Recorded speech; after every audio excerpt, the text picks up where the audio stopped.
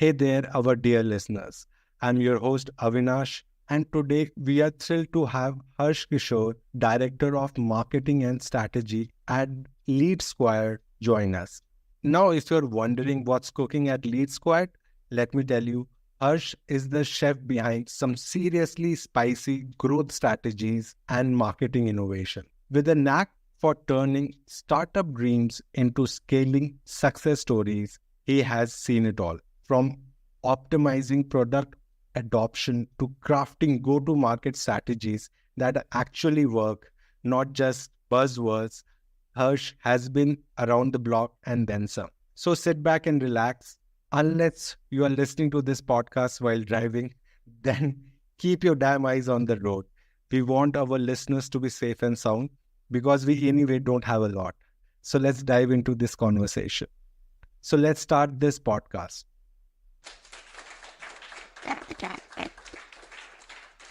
So Harsh, welcome to YesUsers podcast. How are you feeling? All good, Avinash. Thanks for welcoming. I'm looking forward to talking to you.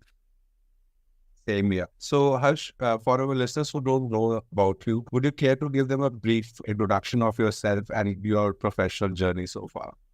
Sure. Yes, I've been working for about 8-9 years in different profiles. I currently work as Director of Marketing and Strategy at LeadSquared. Prior to this, I was working with Amazon, and prior to that, I was working with Byju's. I do work on the side as an advisor to startups, for their scale-up projects and their GTM projects, right? So I've been involved in marketing overall. I've been working with a lot of founders. And then, of course, I have my, full-time job, which makes me work on several campaigns with an amazing team that I have. So that's a little bit about me. Besides work and besides marketing and strategy, I am into music. I am trying to learn the guitar. I have a gaming passion, so I'm into games. And yeah, I think that's about me. Wow. One of the interesting things about you is that, you have close to somewhere with around 8 years of experience, right? Yeah. So the career trajectory has been really amazing for you, right? So, you don't come from that, an Ivy League college or a prestigious, university, but in the 8 years, you have been able to achieve a lot. So tell us, what's your secret sauce? Well, I honestly don't have a secret sauce. I just look at the basics. But I'm glad that you think I've had a good career trajectory. It's just been the fundamentals, to be honest, Avinash. Showing up, putting your everything into whatever you're currently doing, being in the moment, and being very kind and being an inspiration to your team and people around you. I think just the basics. I started my career with, in a sales profile. And then eventually I figured out maybe marketing is my calling. And then, once you've been a salesperson, right? And then you move to being a marketer, that helps you a lot because having sold directly, being a salesperson. So I know what your buyers want to hear. I know when they say that I need time and I'll get back to you, what's going on in their head.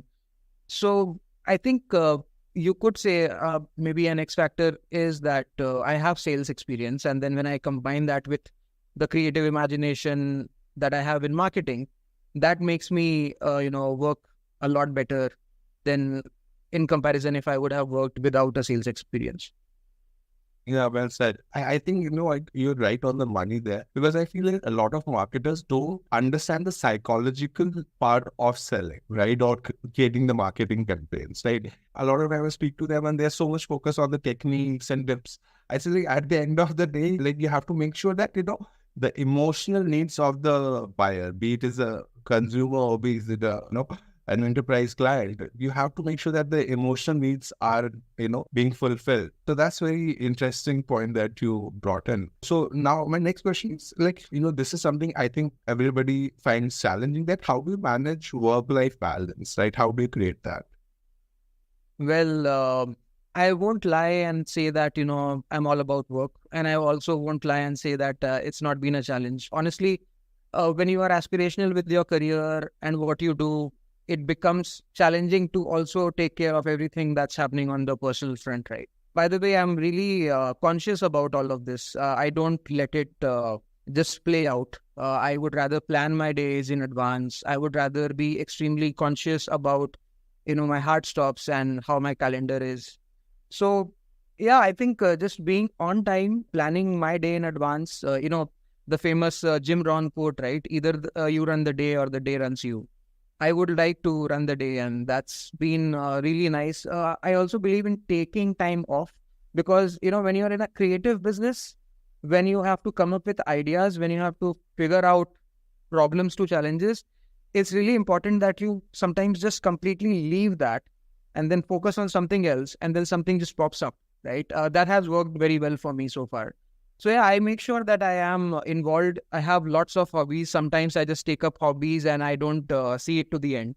So yeah, I'm very conscious on giving time to some things besides work, giving time to people around me that are important to me, and then also getting back to work and where it matters. So that's how I do, but nothing specific, nothing fancy that I do. Wow, well said.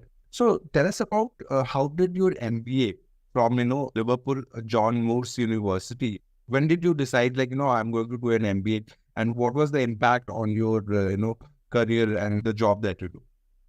Well, MBA had been an aspiration for a while now. I also appeared for the GMAT, and then I was at crossroads, right? Either put a pause to a career, to my career, and then go ahead, complete the MBA, come back, or maybe do something while, my job is going on. And thankfully, I think this is 2021, right? When COVID began, the lockdown began.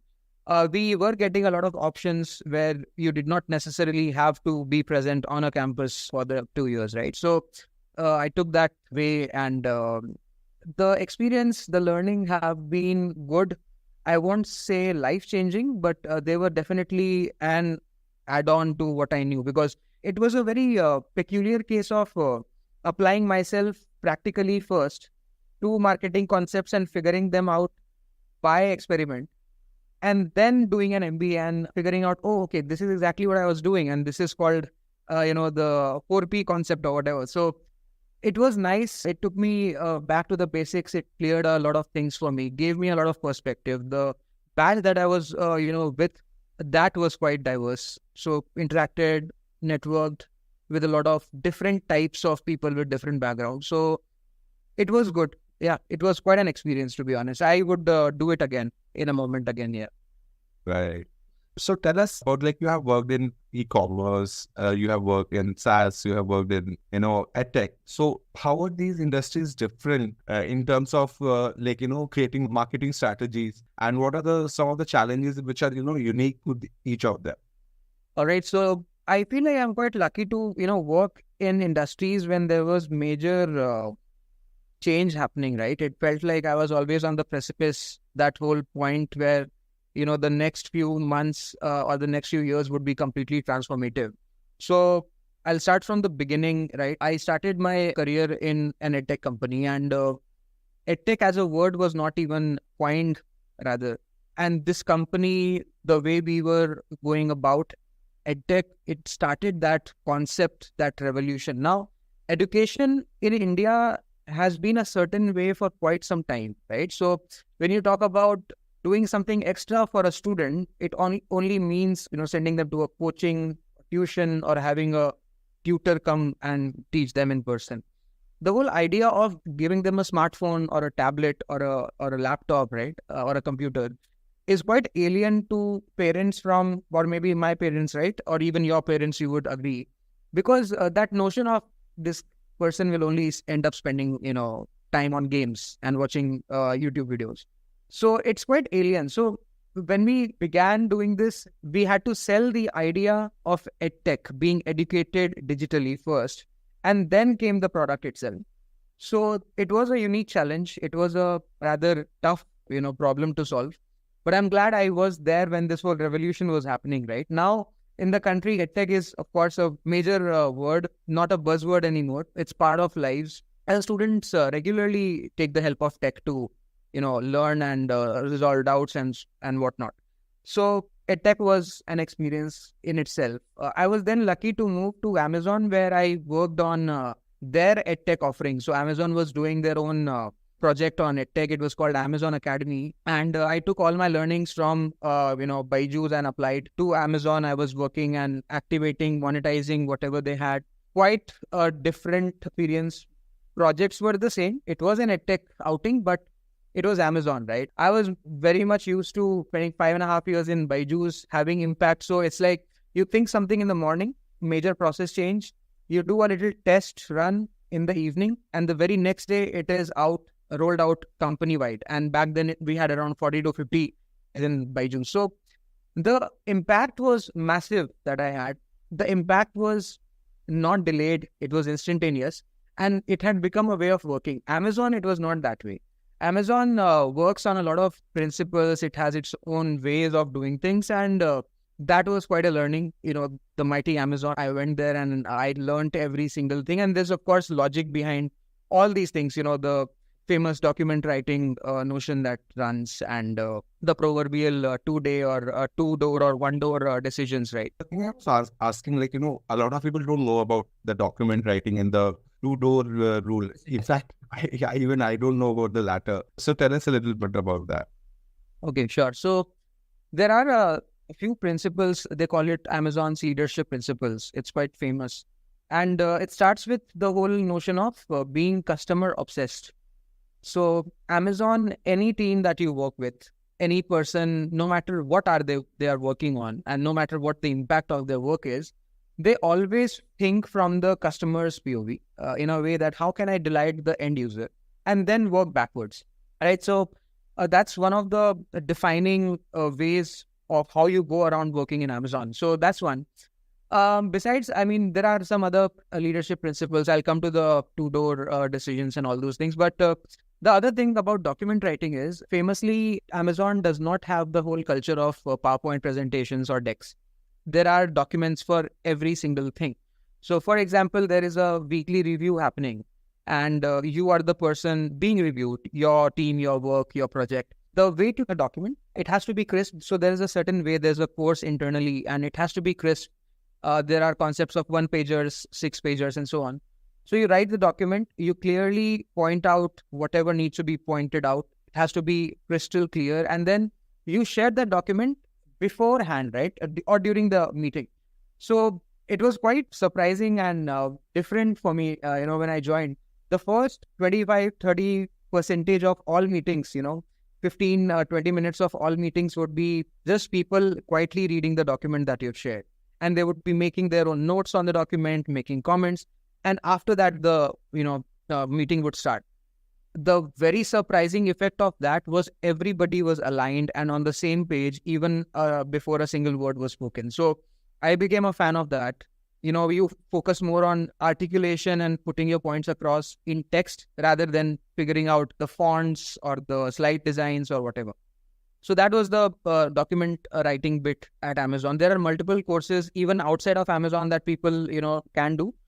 And since we are on that topic, document writing or writing in general, I think is one major skill that marketers of all professions should definitely have it. They should be really good writers.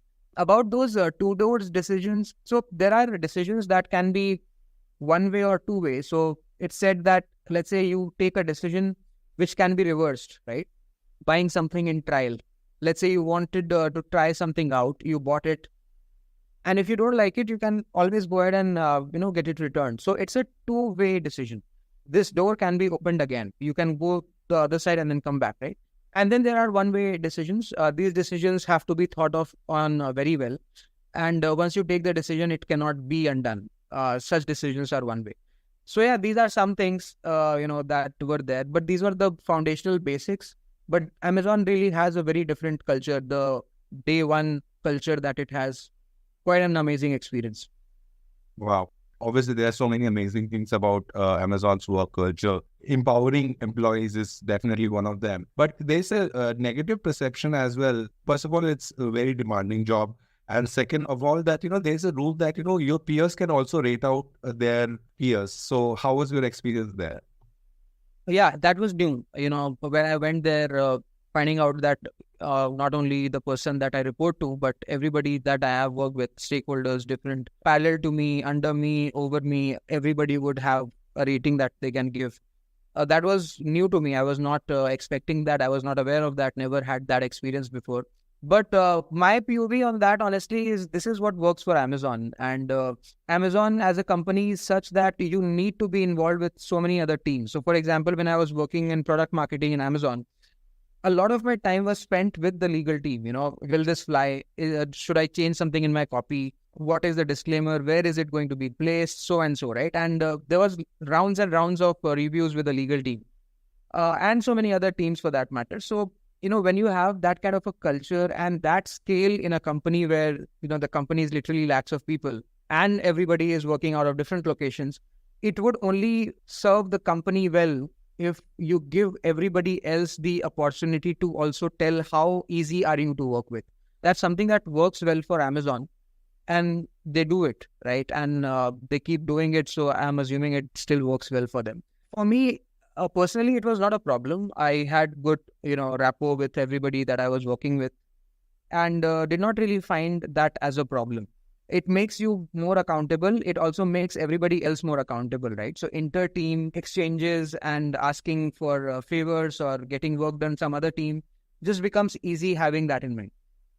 Wow. Now let's talk about startups, right? So we know that you have been associated with a lot of startups in a capacity of a mentor. So how do you create a go-to-market strategy, and how do you go on to execute that for imagining that, a startup which is launching a new product?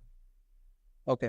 So the way I look at it is I start figuring out the product first, what the offering is. It needs to be very, very clear to me what is the product, right? And, you'll be surprised to know a lot of founders, a good proportion of founders sometimes themselves are rather unclear on what problem is the product solving, right? So building something is one thing. Building something with purpose is completely different. In some cases, I have asked few questions and there were no answers. And that made me believe the clarity is still missing, right? So one thing that I really work on before I begin the projects with anybody is figuring out, are they ready for go-to-market? Are they ready for their campaigns or not?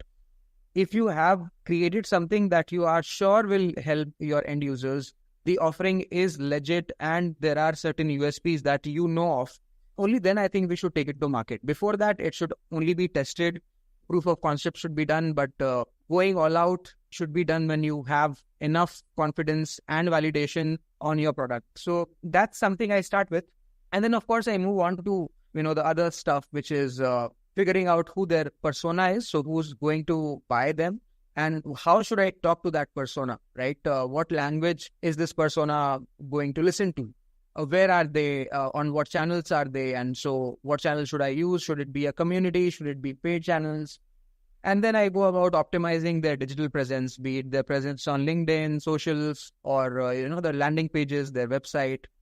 So, yeah, that's how my approach generally is. But I start with the basics, as in what is the product really doing? And do you know that this solves so-and-so problems? Are you sure about it? And if you are, then let's begin. Because, every product, just like every marketing campaign, has some essence or rather a soul to it, right? I need to understand what that is for your product. Once I get that, it's easy for me. Harsh, are you ready for the rapid fire round? I don't know, but yeah, let's go. Yeah. My first question is, what's the most innovative marketing campaign you have seen recently? Oh, there have a lot of campaigns come to my mind, but recently, so you remember that's whole fiasco that boat campaign was about Apple, right? Don't be a fanboy, be a boathead. In response to that, there were a lot of really innovative moment marketing campaigns done, right? One major was Zepto. So we serve both. So they had a photo of image of an apple and an origami boat. And they wrote, we serve both. Then there was another campaign on Pocket FM. You can hear us very clearly on both.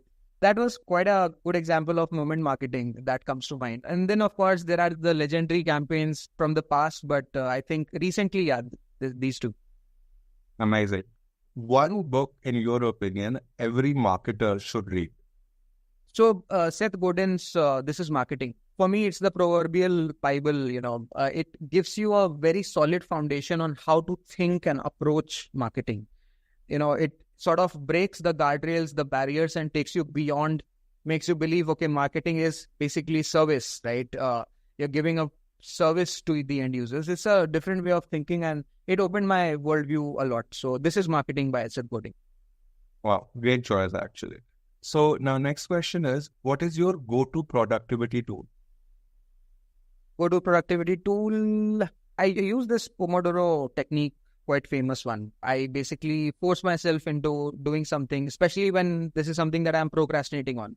I just force myself to get it started, and once it starts, then I'm fine. As far as hardware and all those things go, I really believe in flipping the phone upside down, putting it silent for good stretches of time so that you can completely focus, and working in a place where you really don't have a lot of distractions. So I have these focus times every day where I really do some core work. When you do this consistently over a few years, months, you build a good, productivity regime. So that's what I do.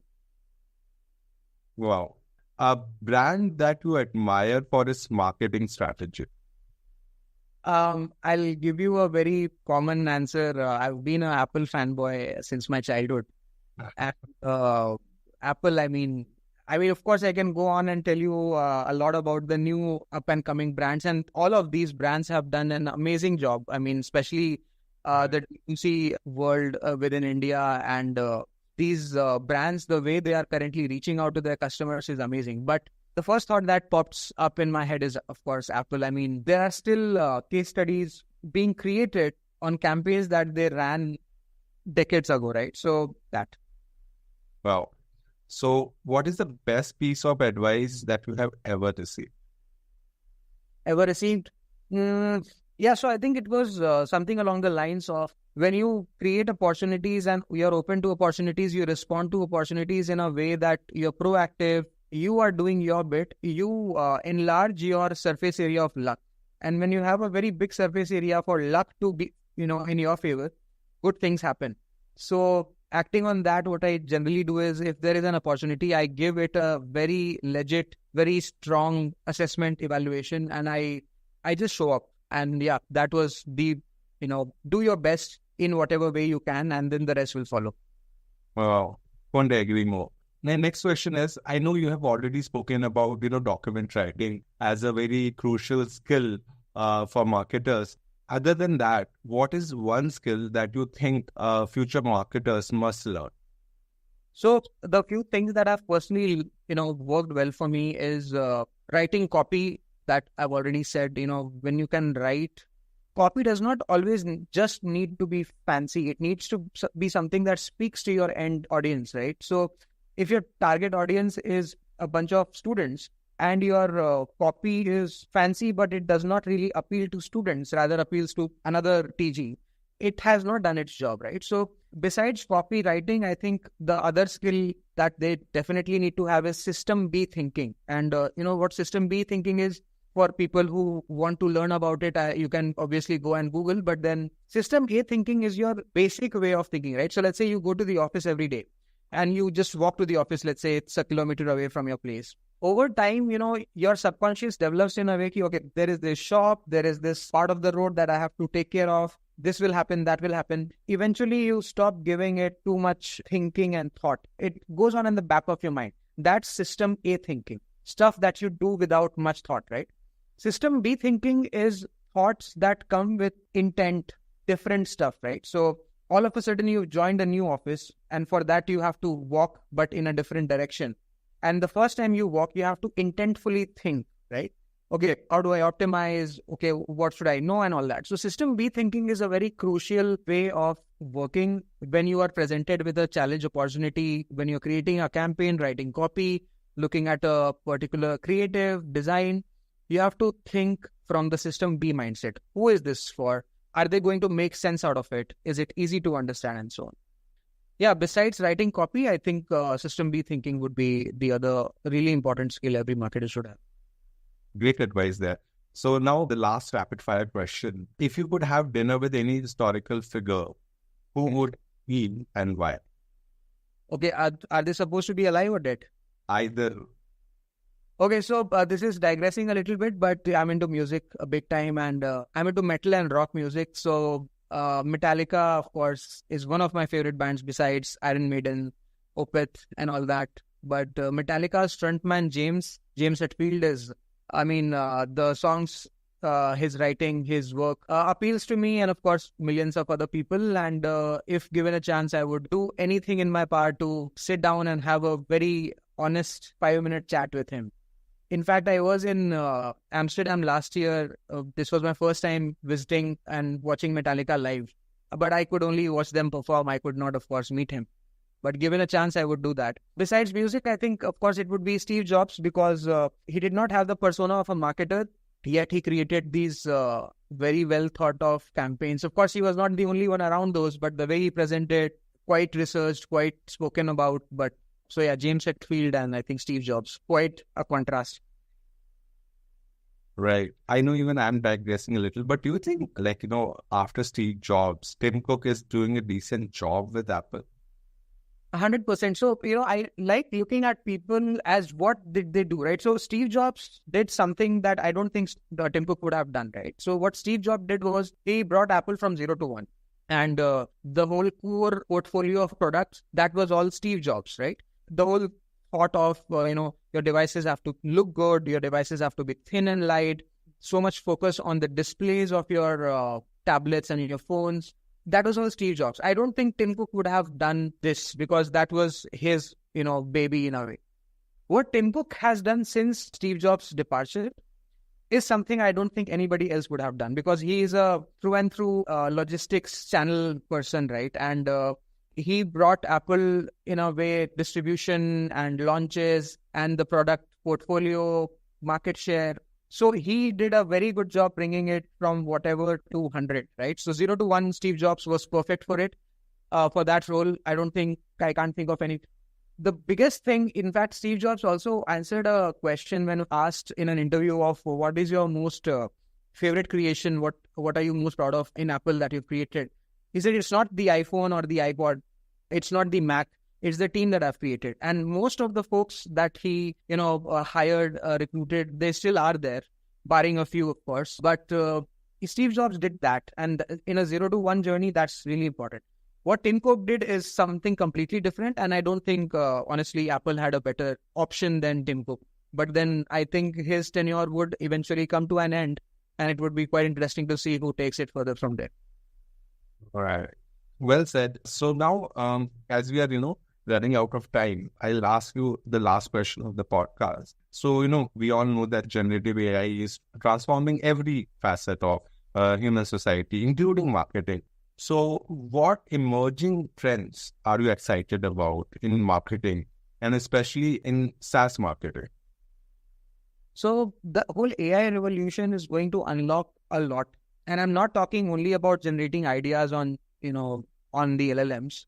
I'm talking about stuff way beyond that. So I'll give you a few examples. Persona identification and whether you appeal to that persona, identifying your ideal customer profile, the different personas within that, and then appealing or talking clearly to those personas. That's, of course, a very big element of marketing, right? With AI or generative AI rather, that is going to be easier. AI will be a catalyst. So persona identification will become easy, crystal clear. That obviously leads to hyper-personalization. When you do hyper-personalization, everybody essentially has a very different experience that speaks to them. And if you are speaking to people and if you're telling them what they want to hear or rather need to hear, you are doing a really good job. So for example, Netflix will show you a different thumbnail for the same movie and it will show me the different thumbnail for the same movie. This is a very basic example. This happened before GPT. But you can, take this and extrapolate, right? Because there is no loyalty on streaming services. There is no loyalty on Netflix and Prime. I mean, you will go and watch whatever you have to watch, whether it is on Prime, it is on Netflix or Hotstar. But the way they can keep you hooked is by giving you recommendations, and AI will, of course, do, wonders there.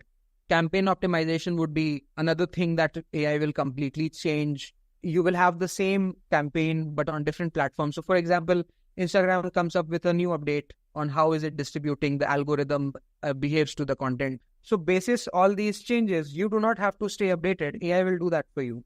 So, the same marketing campaign will be distributed in completely different ways on different platforms. And these things are quite revolutionary, honestly. But then again, the whole question of will AI take my job It will definitely not. It will make you do your job much better than somebody who's not using AI. So yeah. Wow, amazing wisdom of words there. So Harsh, thanks a lot for coming on the Yes Users podcast, sharing your story and your insights on marketing. Thanks a lot for the time, Avinash. I really appreciate this. And there you have it. Another fascinating episode of the Yes Users podcast wrapped up. A massive thanks to Harsh for dropping knowledge bombs about marketing strategies, growth hacking, and startup life. If you are as jazzed up as I am about the tips Harsh shared, why don't you hit the subscribe button and leave us a review? These might be a few clicks for you, but they help us a lot in bringing you more of these amazing conversations. Until next time, keep hustling, keep dreaming, and remember, in the world of business, it's all about staying ahead of curve. This is your host signing off. Catch you in the next episode.